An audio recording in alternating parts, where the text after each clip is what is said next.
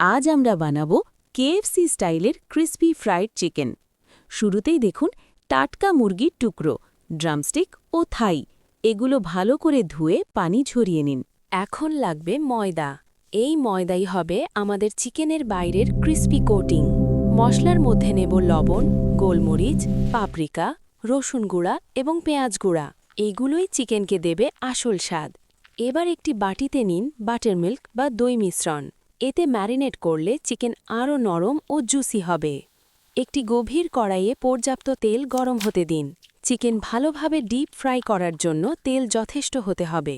এখন বাটিতে ডিম ভেঙে নিন। ডিম কোটিংকে আরও শক্ত ও ক্রিস্পি করতে সাহায্য করবে। অন্য একটি বাটিতে ময়দা ও বাকি মশলাগুলো ভালোভাবে মিশিয়ে নিন। এটিই হবে চিকেনের ক্রিস্পি কোটিং।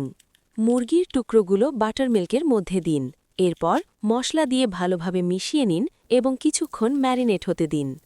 আরও বেশি ক্রিস্পি করার জন্য চিকেন আবার বাটারমিল্কে ডুবিয়ে আবার ময়দায় কোটিং করুন। ম্যারিনেট করা চিকেন ময়দার মধ্যে দিন। হাত দিয়ে চাপ দিয়ে ভালোভাবে কোটিং করুন। মাঝে মাঝে টংস দিয়ে চিকেন উল্টে দিন যাতে সব দিক সমানভাবে সোনালি রং হয়। এখন গরম তেলের মধ্যে আস্তে করে চিকেন ছেড়ে দিন। সাথে সাথে তেলের বুদবুদ উঠতে শুরু করবে।